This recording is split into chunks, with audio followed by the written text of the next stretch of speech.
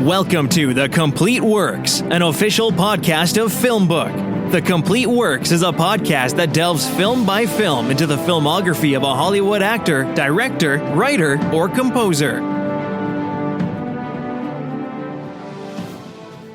Hello, everyone, and welcome to the Complete Works podcast, a film podcast brought to you by FilmBook. My name is Doug Hess, and if you're tuning into the Complete Works podcast for the first time, what I do on this podcast is discuss a specific movie from a film actor, actress, director, or composer's film career. Currently, I'm working my way through Tom Cruise's career, and in this episode of the Complete Works podcast, I'll be discussing the film Taps. Find more of the Complete Works podcast episodes on FilmBook. That's film-book.com by using the search term The Complete Works.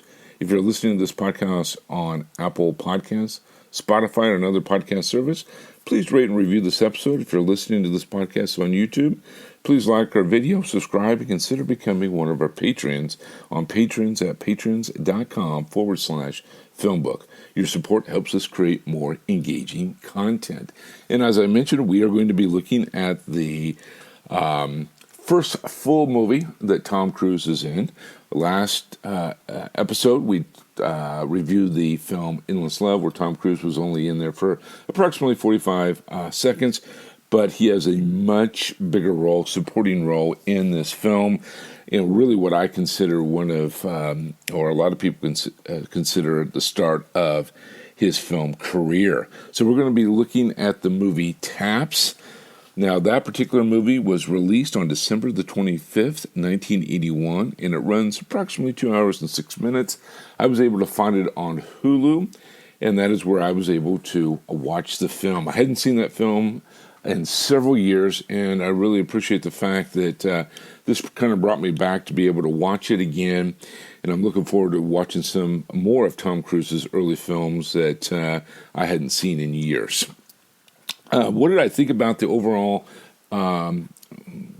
process of this film, or my review of the film? I thought it was a good film. It was one of those that was kind of enjoyable. I think it was unrealistic in a lot of aspects, which I'll touch here on just a second. But the cast was solid. I'll talk a little bit about that as well. But before I get into maybe a little bit of my criticism, let me give you a quick overview of what the film is about. Like I said, some of you may have not seen this for several years. So George C. Scott plays the commander, and he has to make an announcement that the Bunker Hill Military Academy, which is approximately 141-year-old institution, is set to be torn down and replaced by condominiums, and that is set by the Board of Trustees. He was kind of blindsided in that process, and this sets off the young cadets on a mission to kind of save of the military institute or academy. So under the command of a student cadet major, the cadets go ahead and they seize campus, refuse entry of the construction workers, and then they have a face down with the real military in terms of that. So that's just a quick 30-second, 45-second overview of the movie in terms of that. So, like I said, I thought it was a good movie. It's got a great cast. We'll talk about that here in just a second. Some of the things that I thought were really unrealistic in this particular film that kind of doesn't work, but you forgive it in the process. And what are some of these? First of all, we see George C. Scott as the commander, but we really don't see any other faculty members there. So is this really just a one-person shop, a one-man show? No, you know that he's the commander and he's overseeing it, but you really don't see any other faculty that's kind of stepping in. Another flaw, if you will, with the film is there's some young cadets. I'm going to say that they're in middle school, maybe fourth, fifth, sixth grade in terms of that, and they are given live ammo. Now, I can see the older kids, like the juniors and seniors, they would have the live ammo, but now you could argue that if they've been in a military institution, had the proper training, that may not be a far-fetched stretch of the process, but I thought, in a lot of regards, that it was. Another thing that I thought was kind of weird is that the local police and even the National Guard, they're standoffish. I think they would have been a little bit more aggressive in their approach. It was just kind of silly, if you will, the way that some of that portrayed there in terms of that. The nice thing about the film, and why I think this film works overall, is because it's got a great cast. Why is that important? Well, I've already mentioned George C. Scott, Academy Award winner from the movie Patton in the 70s. Now, with this particular performance of George C. Scott, he's wonderful, but he reminded me of his portrayal of a General Patton from the 1970s. So, to some degree, you almost wondered if they were looking for a Patton, and they got George C. Scott to basically revise his role, but a little softer in the approach. It works. I really, really enjoy George C. Scott's performance. It works. He's a superb actor, and so that works there. Number two is that you've got Tim Hutton.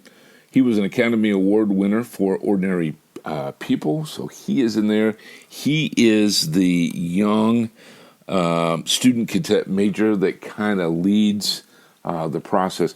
The other thing about Tim Hutton and his character here is, yes, he's a major, but you could see that he wants to lead the troops, but he also wants to do it correctly. And so he was not one of these over-the-top individuals that let's win at all cost, if you will. I really thought that his portrayal was kind of balanced. It was very balanced in his approach there. Of course, you have a list of stars in this particular film. You have Sean Penn. He's one of the cadets. He is grounded in his sense of doing what's right. You have Tom Cruise that's in this film as well. Now, he is the let's go at all costs, gung-ho cadet, which in a way you'll see that same energy in a future film, military as well, Born on the 4th of July, which we'll talk about in the future regarding that. But he really has this gung-ho approach in the film. But it works. It really works. And then you have Evan Handler. He's a cadet that remains the human civil side in his heart in terms of that. So, just really a list of some really good actors, some really good names. But yeah, Tom Cruise, Timothy Hutton, Sean Penn, those are three. George C. Scott is another one that you have. Maybe not stars at the time, except for, I would say, George C. Scott and Tim Hutton. But Sean Penn and Tom Cruise definitely would develop into future megastars, especially Tom Cruise. But those are the 4 that really kind of stick out in my mind, and ones that you want to focus on. And what's really interesting is the 3 cadets, if you will, have 3 different type of characters, and they pull it off. I mean, very, very pleased, especially with Tom Cruise really being his first full movie. I wasn't, once I realized that, and like I said, it's been years, and I kind of looked at it from another lens, you could see a lot of maturity in Tom Cruise in that particular film. when we look at this film against some other films, in terms of this, obviously it's a war movie. Toy Soldiers is kind of another one that pops out of my mind, but that would be a few years later. In terms of that, and again, it's in Toy Soldiers, it's where terrorists kind of take over, and the kids have to defend the academy, and some of them are renegades, but they turn out to be doing the right thing in terms of that. That's one that pops in my mind. Obviously, I could not help but bring in Patton in my mind as well, just because of the performance that George C. Scott sets the bar so high and does so well at the beginning of the film, that really pops into my mind as well in terms of that. And the other thing that I think I'd be remiss if I didn't even talk about it right now is that while I do not believe, maybe with the exception of Tim Hutton, but with the new Brat Pack documentary by Andrew McCarthy, it really kind of focuses on teen films. I think that's very important. That comes to mind. The teen aspect. It also shows adolescent males as they're trying to find themselves in the process. Lord of the Flies is a film or a book that kind of comes to that same mind as Taps regarding adolescent boys who are trying to find themselves in the real world, in real circumstances. So that really kind of jumped to the forefront of my mind in terms of that when I was trying to think of other films that kind of relate to Taps. And a lot of them really have that where they are trying to wrestle with good and evil. And I use that good and evil kind of loosely, but they also struggle to find themselves, find their voice, find their role in this. What would I say regarding this film? Is it good? Is it bad? Obviously, I thought it was a good film. I think a lot of it has to do with the cast that's in there. A strong performance, even though some of them are, I'm going to say, rookies. I use that word loosely. But you also had two, Timothy Hutton and George C. Scott, Academy Award winners, strong presence, but even Sean Penn, Tom Cruise, and the others really rise to the occasion, which really makes me think that was the two Academy Award winners. It's kind of like everything else maybe in sports, where by them just being there, everybody else's A game is elevated. I think there's probably some truth into that. And they were playing themselves. So in a lot of cases, they were playing kids. They were playing young kids. And so I don't think it would have been hard for them to get in that mindset. Like a Tom Cruise, he was the gung-ho, let's kick some butt at all costs. I think a lot of people could relate to that.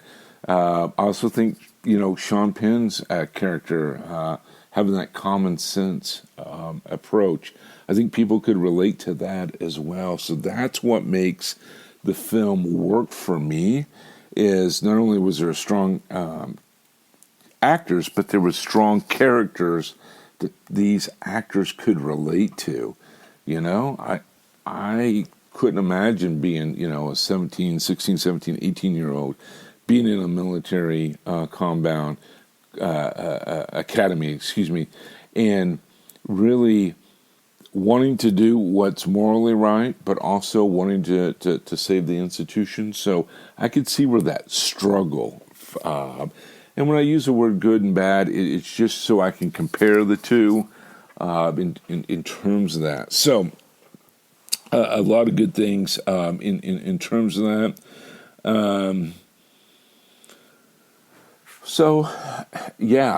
It really, to me, what makes this a film work is that the characters and the actors are one.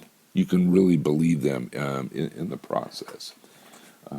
In terms of that, as I always do, save my ranking at the end of the podcast. So on a scale of 1 to 10, 1 being terrible, 10 being outstanding, I will wait to give the overall review of that. But no, I thought it was a good film.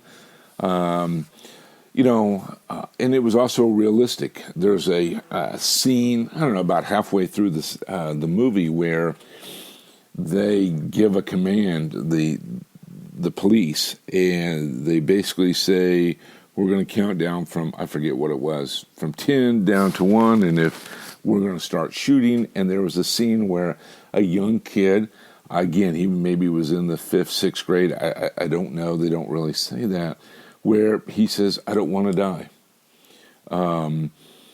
And again, it goes back to the characters, and it was really believable because they were placed in real situations where you could see a 6th, 7th grade student go, hey, I don't want to die. This is not for me. I want to go home in terms of that. So having that little bit of fear, I really think helped and made it believable in the process. And so it was just little things like that I think go a long way in making this film a good film. Okay. The music in there, the only thing I want to talk about the music, there was one reference about Light My Fire, so it was sung by The Doors, Jim Morrison and The Doors. It was Light My Fire, and there was a reference into that in the film. And so I don't recall hearing the music in there, even though it's there. And the reason for that is I think I was so engrossed into the film, trying to really study, trying to really focus on that film, that the music in this particular film, which wasn't very heavy at the beginning, the taps is played, and they have I think it's Onward Christian Soldiers are being sung at the very beginning of it. And it was fine. It's just that it wasn't a film that I paid a lot of attention to when it came to the music. And we'll talk a little bit about some of the music in the trivia here in a few minutes. But to me, the music did not have a significant portion or shadowed in this film at all. And that was just for me personally. Let's see here. Let's move on to the production, box office, and some awards. In terms of this, so production company was Major Studio Partners and 20th Century Fox. Again, just to recap, the release is on December 25th, 1981. It has a runtime of about 2 hours and 6 minutes. When it comes to the box office, it had an estimated $14 million budget. It grossed in the U.S. and Canada a little over $35 million, almost $36 million. Opening weekend in the U.S. and Canada was just under $1 million, about $93,000. It grossed worldwide, again, almost $36 million in terms of that. Now, what has it done since 1981? Like I said, you can see it on Hulu and some of the other streaming services that are out there. And so I think it also helped gain some popularity that television stations on cable like HBO had it, and TBS and some of the others years ago had it on there, and kind of kept that movie alive. So you can find it out there. It's not that hard to find regarding that. Now I want to move into one of my favorite parts is the trivia when it comes to this. So the trivia, prior to the production of the film, key actors Tim Hutton, Sean Penn, Tom Cruise, and some others were required to participate in a 45-day long period of orientation with the students of the actual Valley Forge Military Academy. They were given uniforms, borrowed from their real-life counterparts at the school, and given authentic military haircuts as well that took place there. So I think that was kind of cool. Now, a little other trivia. A Bridge Too Far is really the first film several years prior to this that really set the stage for all future military films to really have the actors kind of trained to help them be more authentic and realistic on that. So that was just kind of a side note there. Sean Penn and a handful of other actors received military horsemanship training for the scenes as a leader of the school's mounted cavalry. More than 2,000 actors auditioned for Sean Penn's role, which Penn won after being seen in a performance in an off-Broadway play, Heartland, by the film's casting director, Shirley Rich. Excuse me about that. Tom Cruise was originally going to play a background character in the film, but director Howard Becker was so impressed by the way he conducted himself as one of the military cadets during the rehearsal that he was offered the part of David Shawn. What is interesting is, at first, Cruise refused and then was finally convinced by Becker and producer to play the role. The Culver Military Academy in Culver, Indiana, rejected filming at their campus when they learned of the film's ending. Kind of interesting in that. First feature film for Sean Penn as well as Tom Cruise. Actor Bernard Ward became a New York City police officer in '89, retiring with the rank of sergeant in 2010. Let's see here. Due to the 1980 Screen Actors Guild writers' strike, filming on the campus of Valley Forge Military Academy took much longer, 60 days than originally planned. It caused such a disruption that the commander at the school advised his colleagues not to allow filming production at their schools, other schools, in terms of that. I thought that was kind of interesting. The gate scene at the end of the squad area was built specifically for the film and was dismantled after filming ended. George C. Scott headlined the 20th Century Fox military movie. He had previously starred in, as I said, Patton, and won a Best Actor Oscar for that in 1970. Scott once said of his role as the general in Taps, "I have sympathy for the commander. He lived by the rules. His values were Patton's values: duty, honor, country. He's a proud man, and the school officials wouldn't give him his due. Of course, his influence on the cadets is imbalanced. Unfortunately, they have no perspective of the man," end quote. The film's title on the film print is Taps, but many promotional materials, such as the movie posters and video DVD covers, has spelled it out T with a little star, A star, P star, S. As the title had only 4 letters, like the other popular Army comedy television show MASH, if you can visualize that in your head, 1972. From 72. There's a quote that George C. Scott's character talks about regarding Roosevelt, Teddy Roosevelt. All men who feel any power of joy in battle know what it is like when the wolf rises in the heart, is from the Rough Riders, published in 1899. Because of the copyright issues on Amazon Prime, The Doors' Light My Fire is replaced by a slow instrumental, making Sean Penn's quip about the character playing the song worshiping Jim Morrison makes no sense in terms of that. So here we are in 2024, and sometimes copyright rules still go into effect, even though it was from 81.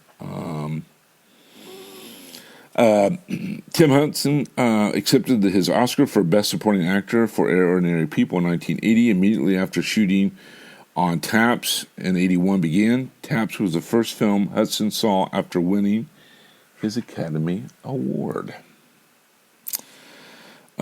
See here. This was only Tom Cruise's second film. Like I said, the first one,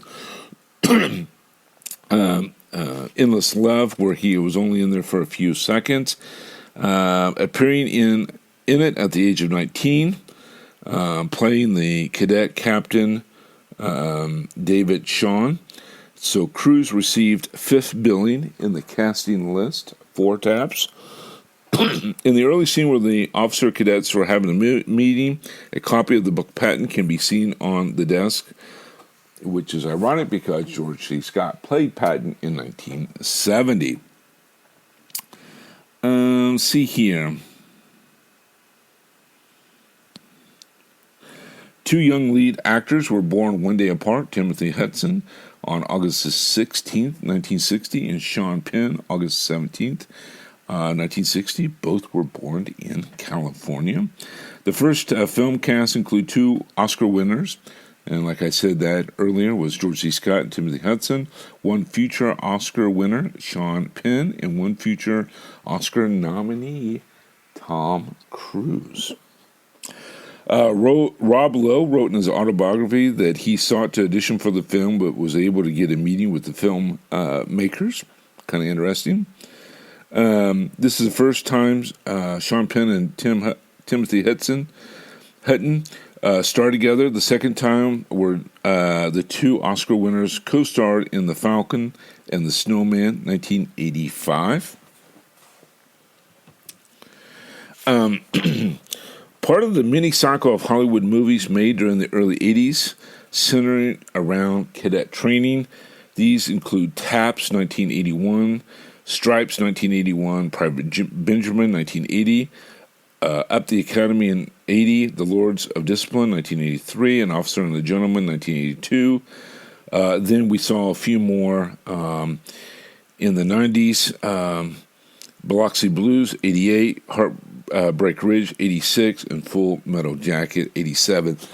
You know, I wanted to point that out, and I didn't bring some of those in because when I were talking about how this relates to other films, because to be honest with you, I didn't see these as being young cadets. Like Stripes is a comedy, but they're older. Private Benjamin's Goldie Hawn is older. An Officer and a Gentleman, older, more romantic in terms of that. And then we saw Heartbreak Ridge and Full Metal Jacket. That's really in war, but in a different light, I thought. And one of the reasons why I did not bring it up in that aspect. So, food for thought there. See here.